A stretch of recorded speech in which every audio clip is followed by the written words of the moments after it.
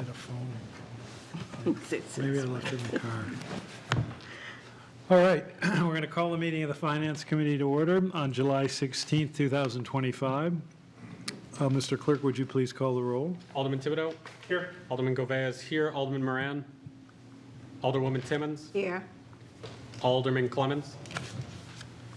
Alderman Clee? Here. Mayor Donchis? Here.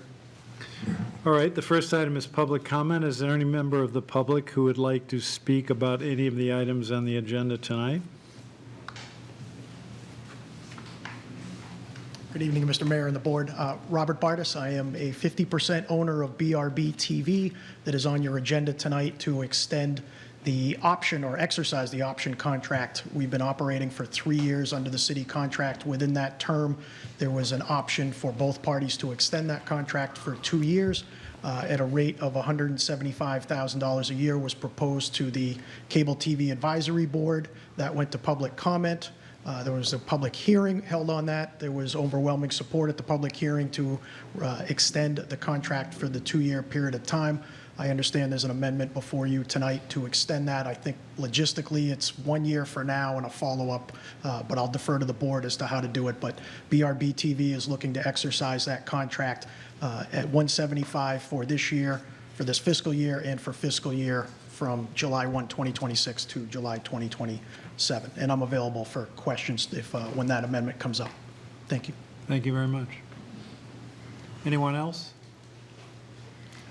All right, we'll go to communications. First communication from Amy Gerard, Purchasing Manager, Alderman Govea. In regard to purchase of pole pads in the amount of $65,000 funded from General Fund 71 equipment, I'm going to make a motion to accept, place on file, and approve the purchase of 28 no-wink pole pads used to check in voters on Election Day from LHS Associates in the amount of $65,000. Funding will be through Department 107, City Clerk, Fund General Fund 71 equipment.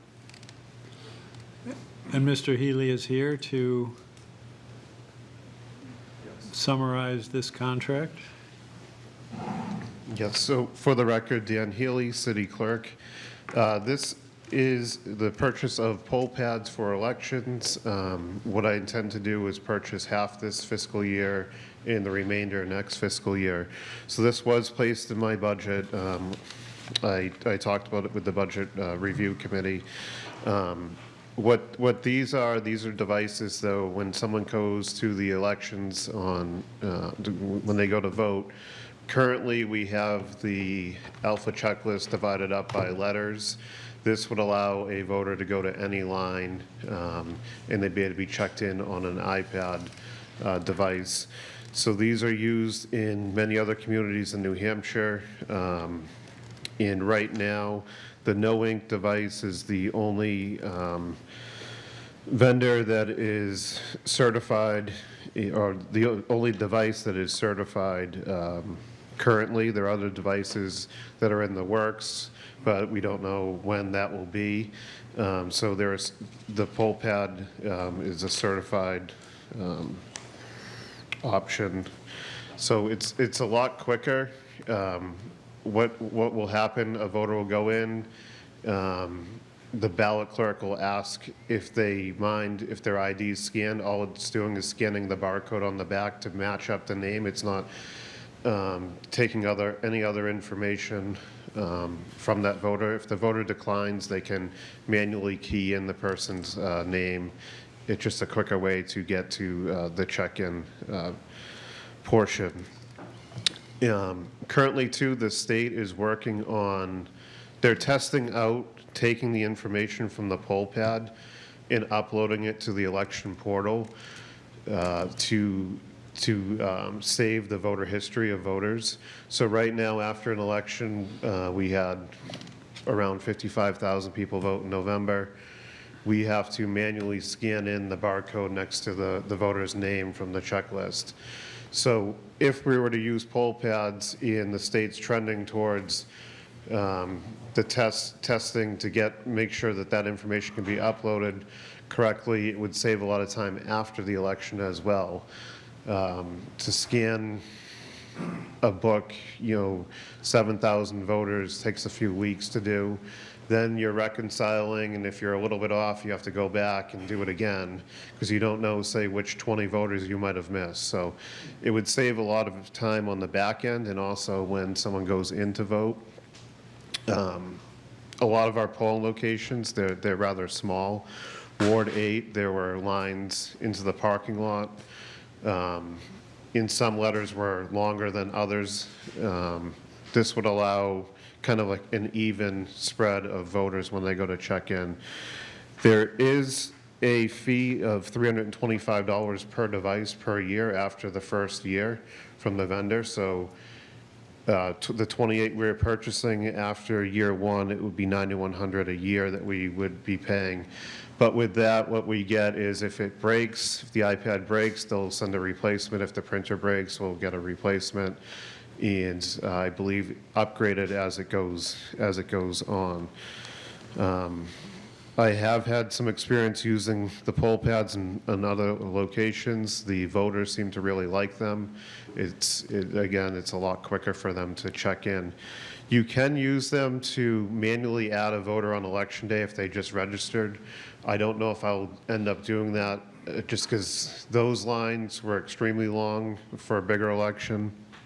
And to manually key in the voters' information, I think would make them even longer. So you can add voters to the poll pad on election day, maybe in smaller elections, but I wouldn't probably be using it for the voter registration on larger elections. So those lines will still be long, but we could work on shortening the other lines. In November, too, I was at Ward 4, and the first few letters of the alphabet, they were wrapped around the building, and all the other ballot clerks were sitting there with no one to check in. So this would, again, would spread out the voters. So open any questions. Alderman Thibodeau. One thing, just for clarification, what we have in the packet says 25 units. Does it say 25? I had budgeted for 28, so that might just be a typo. I have a quote here. The 65,000 is for 28. So Motion is for 28. Yeah. Just, I don't know if it matters if the agenda is different, but if I may. Yes. With the 28 units, how are they going to be distributed between the different polling locations? So for our upcoming city election, I plan on utilizing them in 3 wards. I don't know the 3 wards yet. I've talked with some of the moderators. I want to make sure that if I'm deploying them in a ward, that the moderators and the clerks are going to be continuing. I don't want to send them to a ward and say that moderator or that clerk is not signing up, say, for re-election, or I want to make sure that because if we're sending it to that ward, the majority of the people will be returning the following election, because it won't make much sense to send them to a ward and then it's an entirely new election staff the next election. So I have an idea of which wards I'd like to use them in, primarily the bigger wards to start.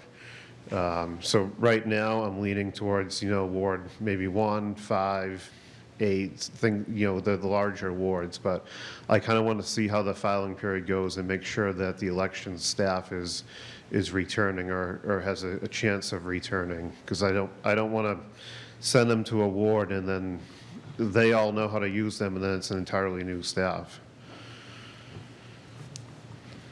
Alderwoman Timmons. Thank you, Mr. Healy. Thank you for that question, because I was going to ask that question and how they was going to be distributed. Now that I work the polls, I know that when they get these polls, these pads, then they go to whatever booth that pad tells them to go to, right?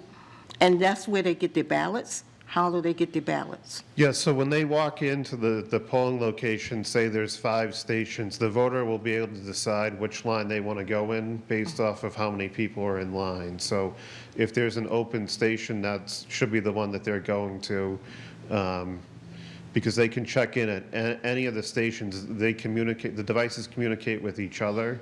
So if you check in at, say, Station 1, if you go over to Station 3, your name's going to be already marked as voting. And I didn't mention this too, but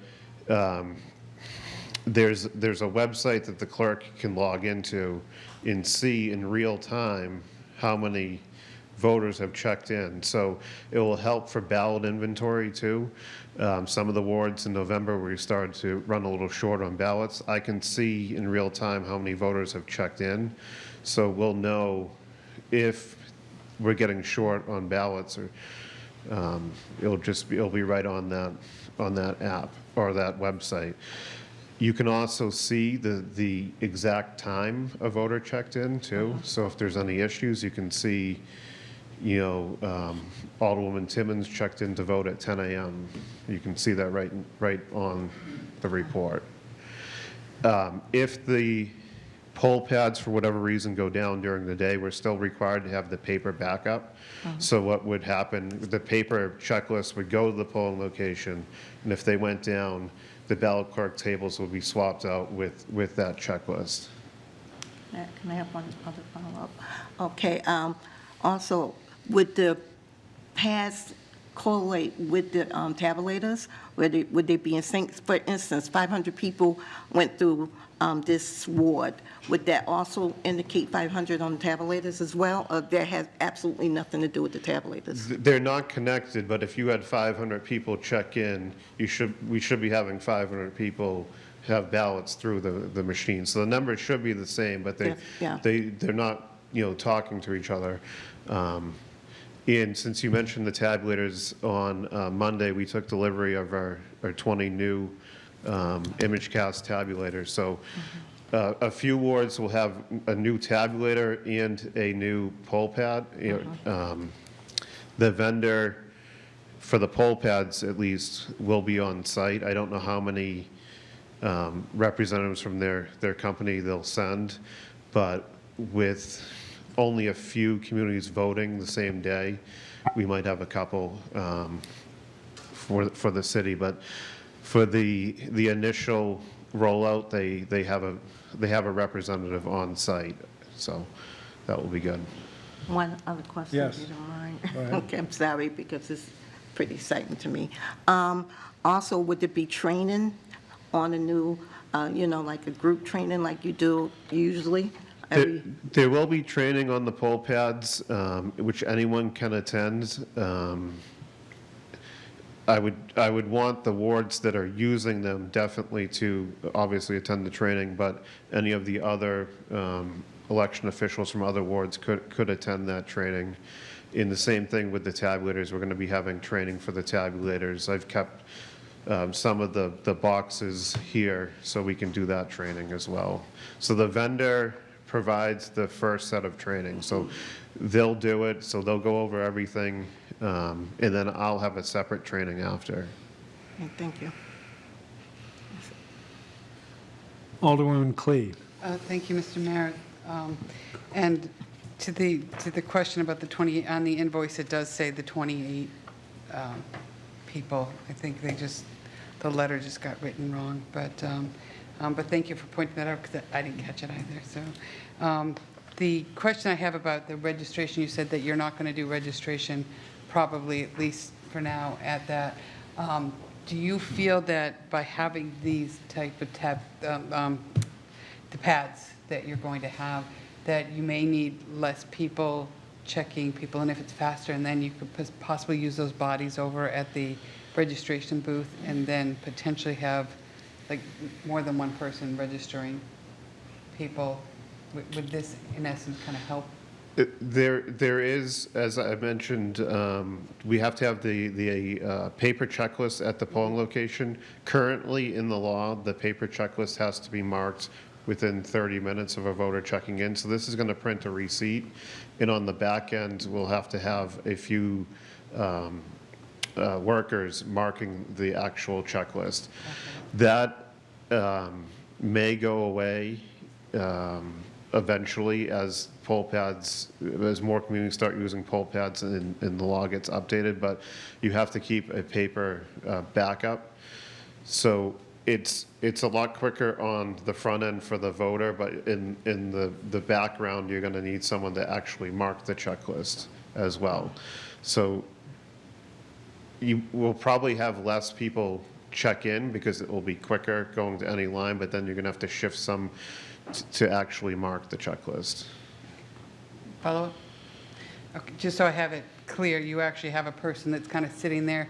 So they're as this is happening in real time, there's another person that sees this happening and they're marking the checklist. Is that what you're saying? It's going to print out, so the poll pad will sit on top of a printer. It's going to print out a receipt, and periodically the clerk, selectman will take the receipts and hand them to someone that's actually marking the checklist. Oh, okay. The check-in has to be done, in public. The people marking the checklist, they can sit a little further back and be marking the checklist. Okay. Thank you. So it just has to be an area for them to do it. Thank you. Alderman Govea. Thank you, Mr. Mayor. Is this the same program that the city of Manchester is using? Yes. Okay, because I've talked with a lot of people up there who said their check-ins have been very smooth using it, so that's exciting to hear. Thank you. Manchester potentially could have a primary election in September, so if they do, that would, if anyone's interested, they could go check that out. All right. All those in favor of the motion, say aye. Aye. Opposed? Motion passes. Thank you. Thank you. Next communication from Amy Gerard, Purchasing Manager, Alderman Govea. In regard to purchase of one Ford F-350 in the amount not to exceed $99,982, funded from SURF 81 Capital Outlay and Improvements. Make a motion to accept, place on file, and approve the purchase of a F-350 cab and chassis and fitted with a service body, Fisher plow package, and liftgate through Grappone Ford and Global Public Safety in the amount not to exceed $99,982. Funding will be through Department 152 Fire Rescue Fund, SURF 81 Capital Outlay and Improvements. Hi, good evening. Adam Pliot, Assistant Fire Chief, National Fire Rescue. So this vehicle will replace the mechanic's service truck.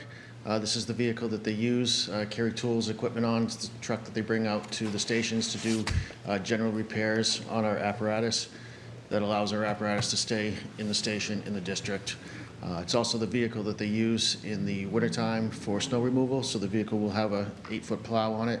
Our mechanical division maintains all of our 8 facilities as far as snow removal goes. And as said, it's a F-350 cabin chassis, service body with a lift gate and a plow. The truck that we'll be replacing will be repurposed as our forestry truck. And we currently have 2 forestry trucks, and looking at usage of them, we don't really need a second one, so we're going to be dropping down to 1. So we're getting 1 new vehicle, repurposing 1, and eliminating 2 from our fleet. Alderwoman Clee. Thank you. The 2 that we're eliminating, are we doing them as trade-in? We're going to be trading them in, You're going to yes. be trading it as part of this? Yep. Okay, thank you. All those in favor of the motion, say aye. Aye. Opposed? Motion passes. Next communication from Amy Gerard, Purchasing Manager, Alderman Govea.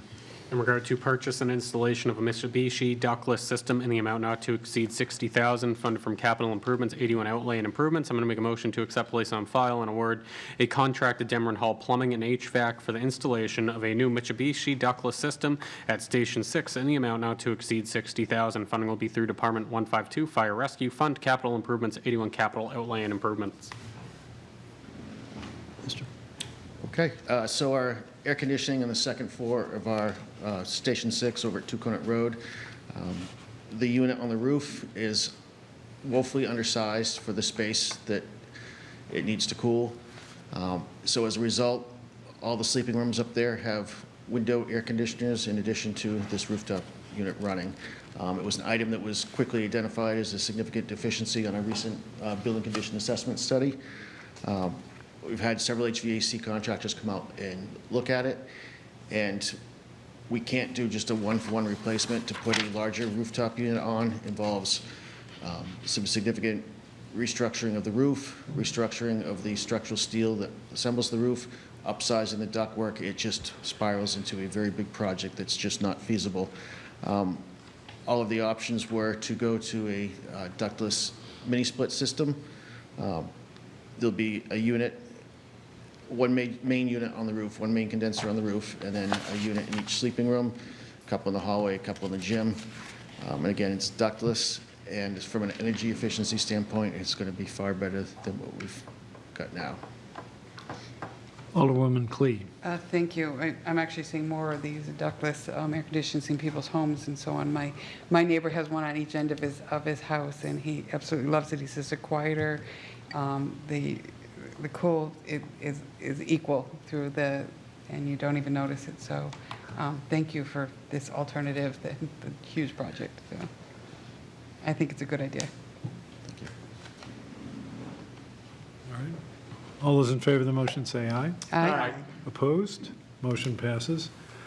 Next communication from Amy Gerard, Purchasing Manager, Alderman Govea. In regard to 2025 SCADA upgrade in the amount of $271,985 funded from bond/SCADA upgrades, I'm going to make a motion to accept, place on file, and approve the purchase of a SCADA system upgrade and installation with Electrical Installations LLC in the amount of $271,985. Funding will be through Department 169 Wastewater Fund Bond SCADA upgrades. Good evening, Dave Boucher. Boucher, Wastewater Superintendent. This is for an upgrade to our SCADA system at the wastewater facility. The SCADA system is the program that we use throughout the facility.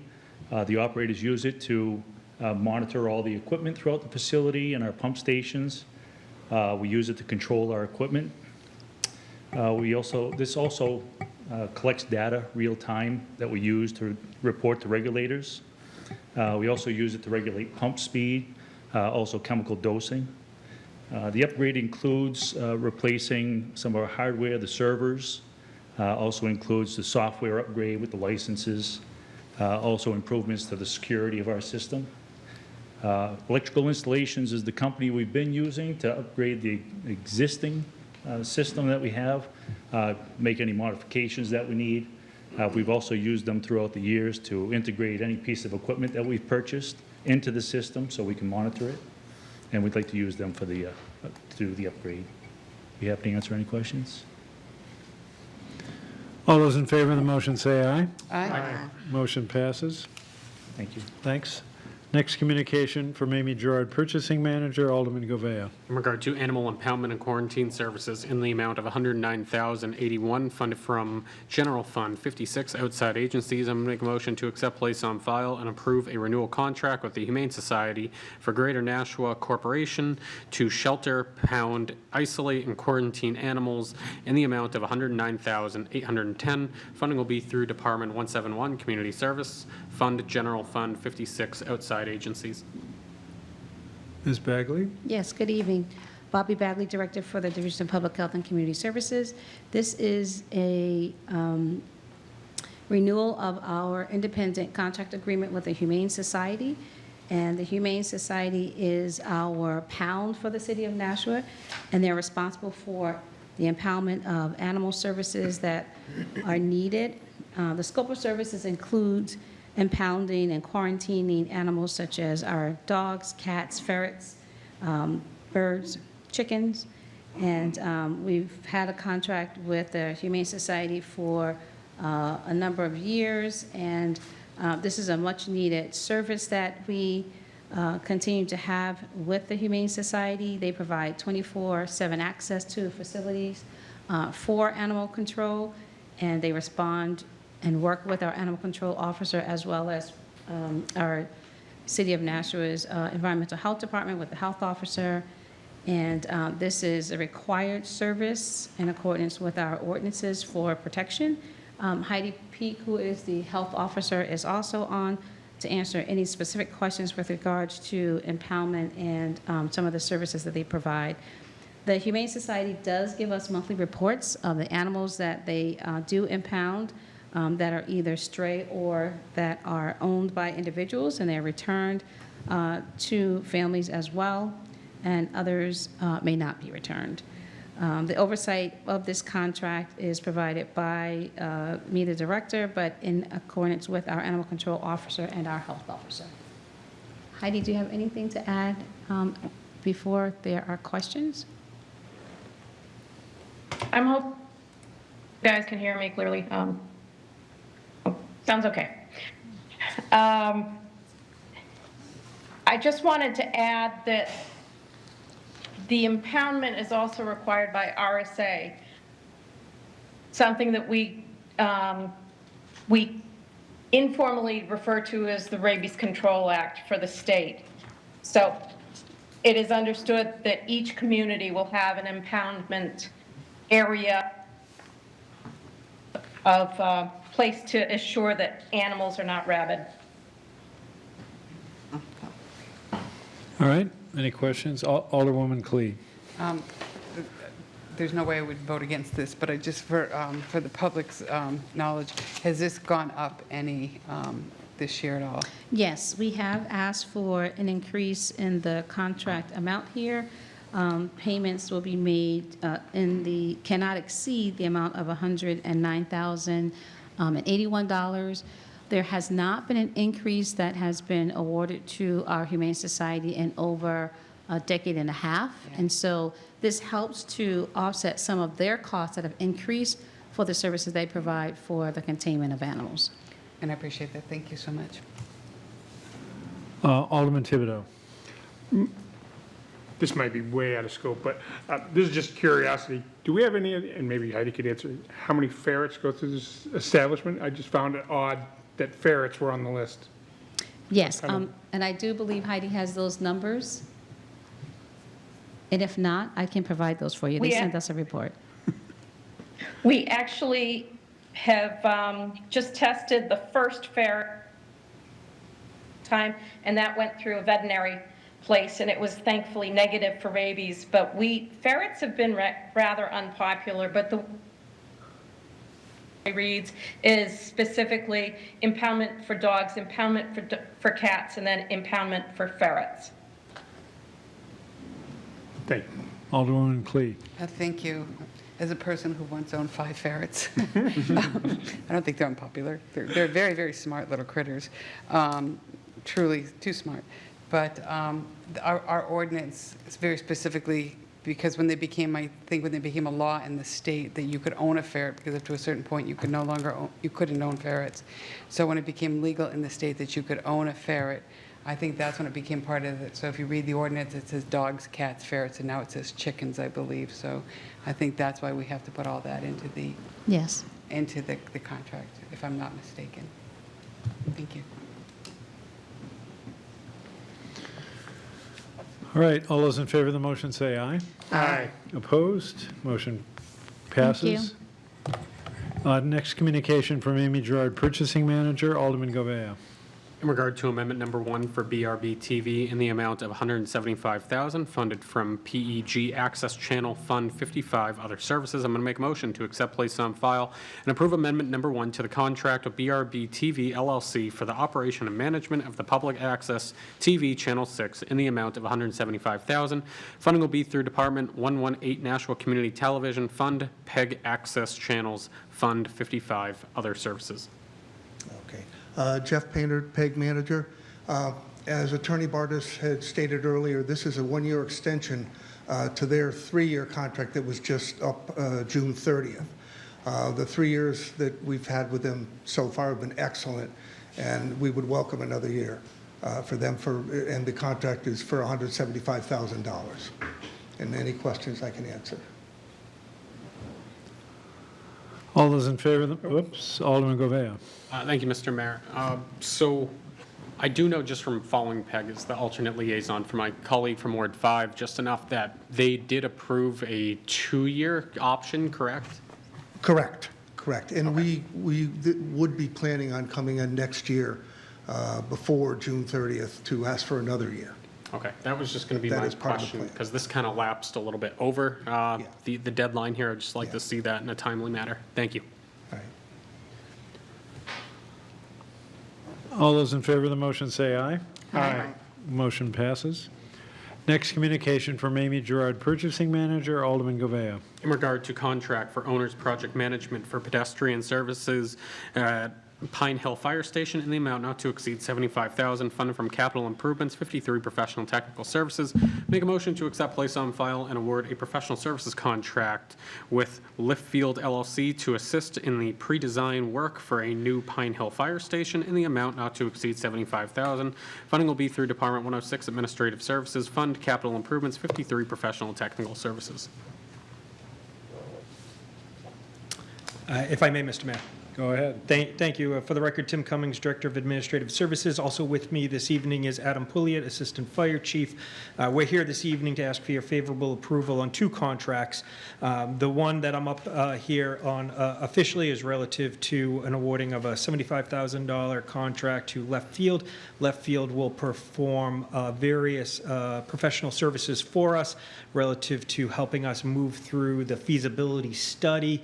As you may or may not know, through the deferred capital maintenance study that was recently conducted for the fire department, there was a vetting out of a concept plan that would help shore up the Pine Hill fire station based on the new program and the early development of this concept plan. We want to bring it through to the next level that you typically do in a feasibility study by vetting out some of the issues and some of the unanswered questions, such as making sure that the land is available to rebuild on the fire station, making sure that the soils are correct, making sure that there's any, if we are aware of any environmental issues, making sure that we can have the program fit on site, making sure we identify any of the major infrastructure issues that may be necessary, and then a certain level of public engagement.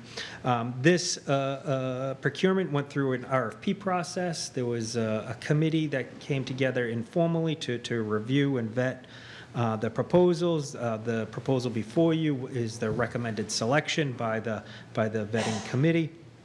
It was approved by the Fire Commission. One of the issues that arose while we were doing the vetting was we really were interested in working with the group that is part of the next contract, which is John Guilfoyle Public Relations, because of their knowledge and experience relative to community engagement.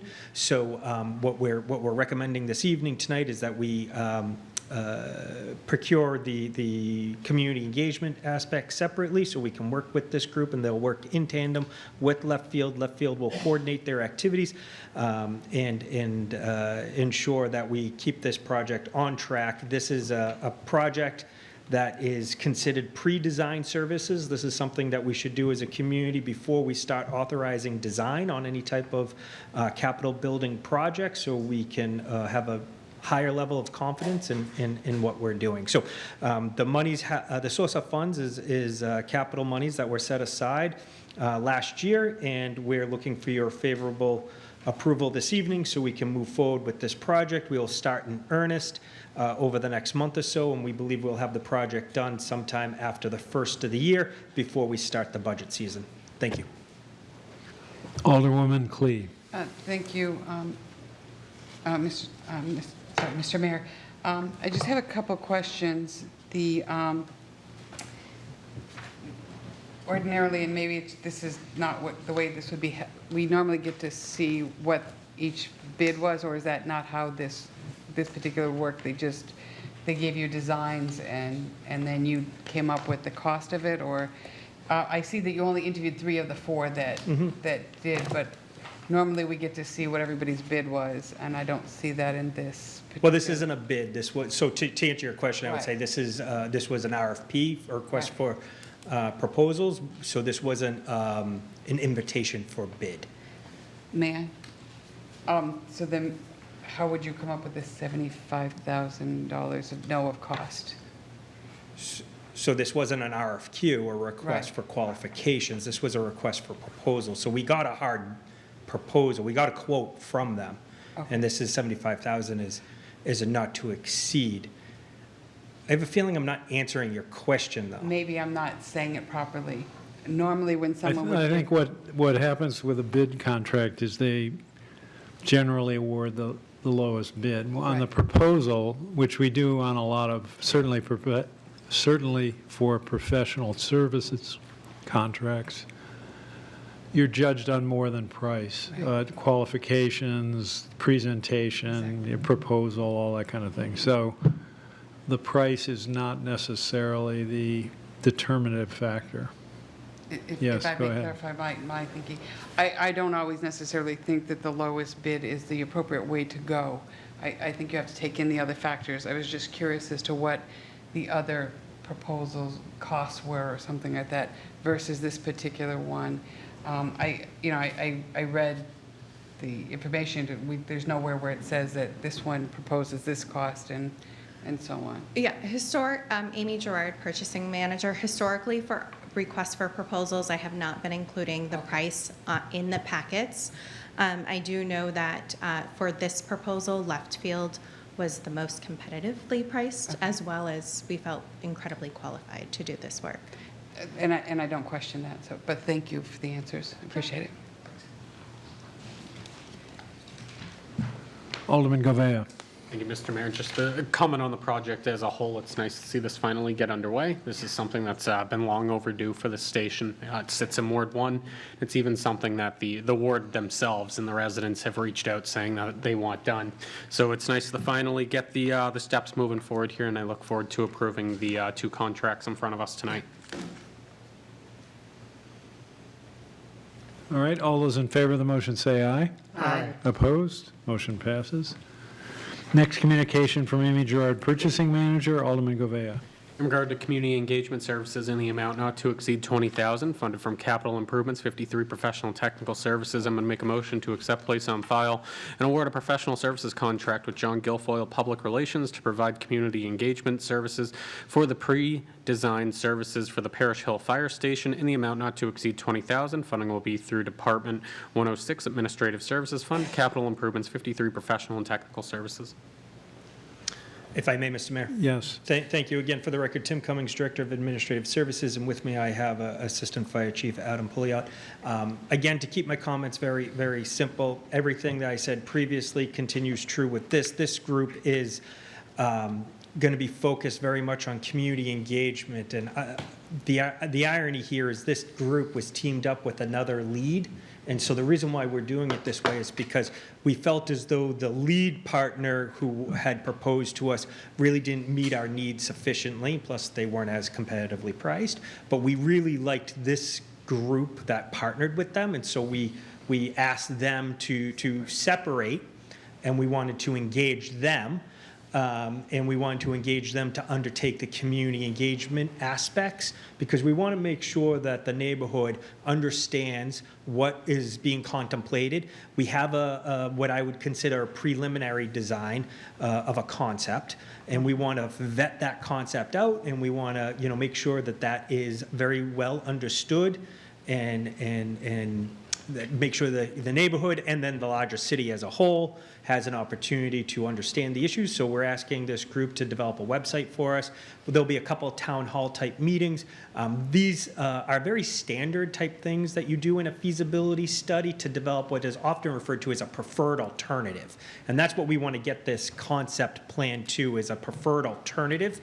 Once we get to that preferred alternative type phase, we would then have more comfort in suggesting we move forward with a higher level of design, which, in theory would be schematic design and design development and ultimately into construction documents, so on and so forth. But at this point in time, we're just looking to make sure we properly vet out the concept and engage the public appropriately. And so we're asking for this contract to be approved this evening. Thank you.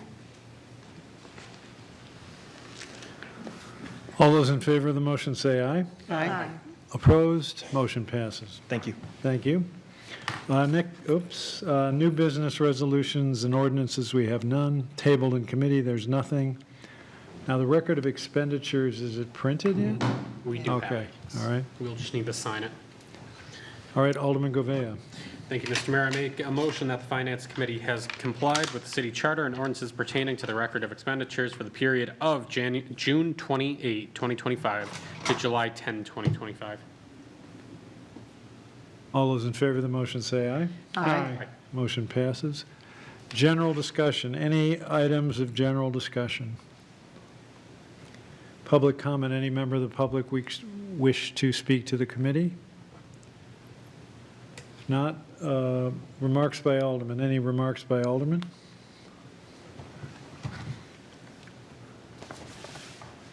Non-public, is there anybody who wants a non-public? We are going in the non-public. Okay, all right.